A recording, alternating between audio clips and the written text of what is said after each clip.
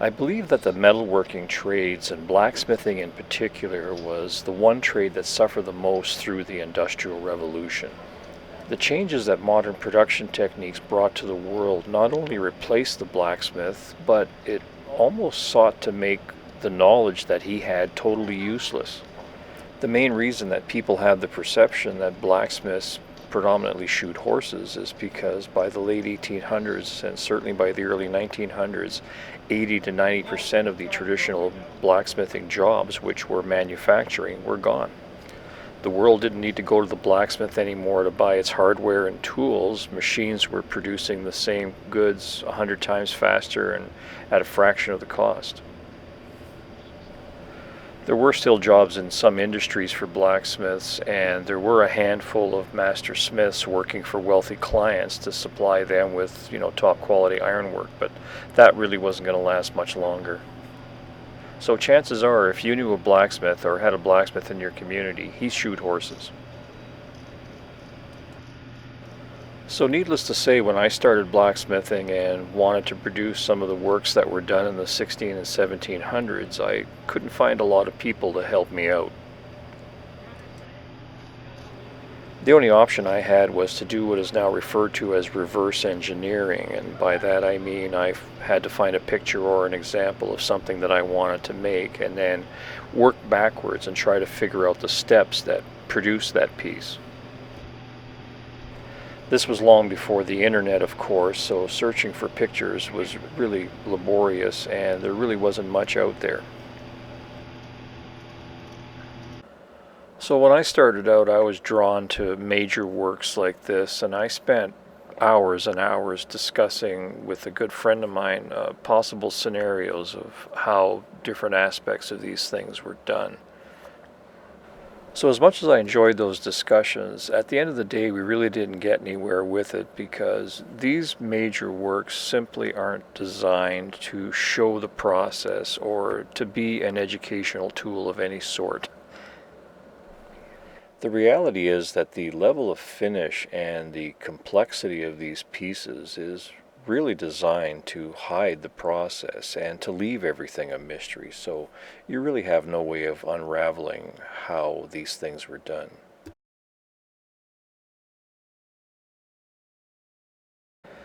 These major works were designed to impress. They were designed to impress upon you the wealth of the people or the church that commissioned these works. They were made to impress and awe the general public that came to see them, but there was also a competitive aspect to these works, and by that I mean they were made to impress their peers, the people that had the same skill level that they did.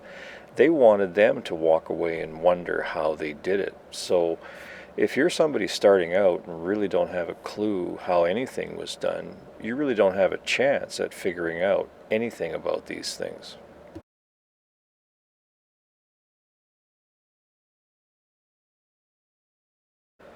So even though there's no denying that the skill of the craftsman that made these pieces was simply phenomenal, and I'll certainly never pass up a chance to stand next to any one of these pieces, it's definitely not where you want to start out.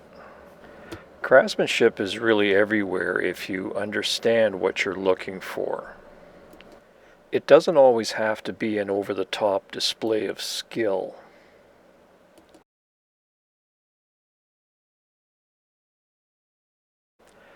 Some of the pieces that I admire the most are common everyday objects that were built by an unknown craftsman simply doing a job. But even though he was simply doing a job, he left us evidence that a skilled craftsman did the work. And this evidence of craftsmanship can take on many forms.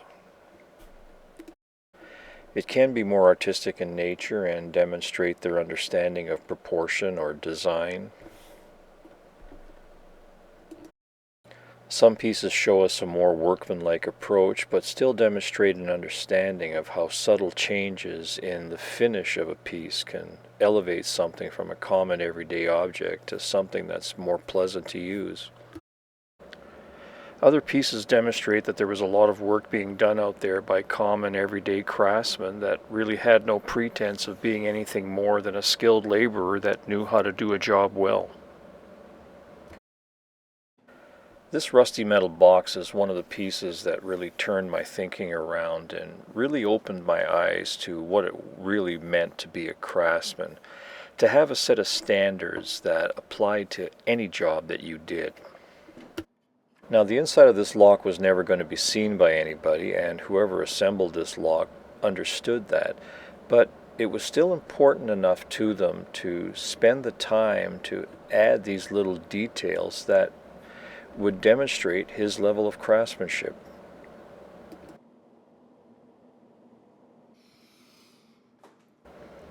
Even though this lock is totally handmade, you can tell by the overall design that the industry was changing quickly, and there would soon be a day when this type of work would be totally impossible.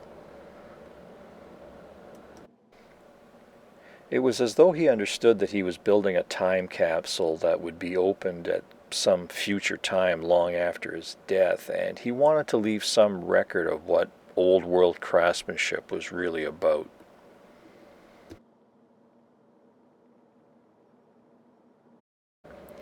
I would like the opportunity to document as much as possible the work of these craftsmen.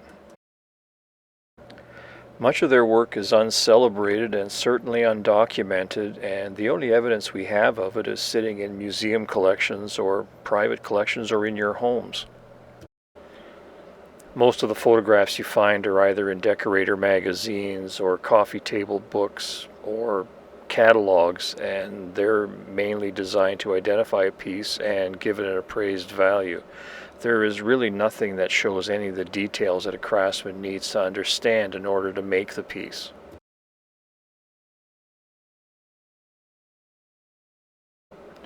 What I'm trying to do is create a database that compiles all of this information. I wish I had the time and the resources to travel all over the world to see these pieces firsthand, but I don't. That's why I need your help. I need to find people that are interested in working on this project with me.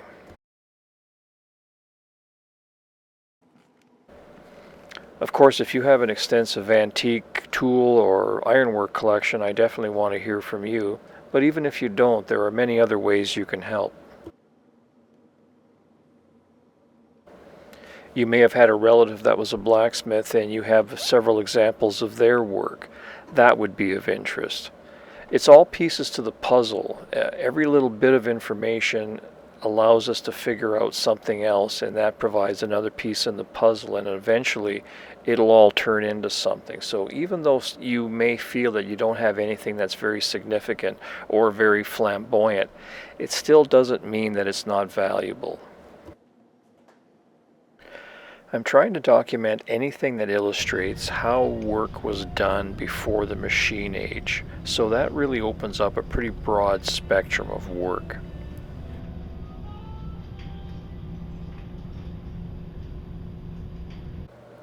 Maybe you live in a part of the world where there are still historic houses that have ironwork in place that are several hundred years old. Seeing things in place and in context is extremely valuable. A lot of the problems that we're having is that we see individual pieces that have been pulled out of their setting, so we really have no idea how they were installed and how they were used. So being able to find those pieces of the puzzle would be an extremely valuable contribution. Another great way to help is to simply make sure that you have a camera with you the next time you go to a salvage yard or an antique shop or a museum and document what you find there. There are hundreds of thousands of pieces out there that are willing to tell their stories the same way there used to be hundreds of thousands of people that wanted to pass on their trade, but nobody was interested. So this is our chance to make it right and give something to the next generation of craftsmen that want to carry on this tradition.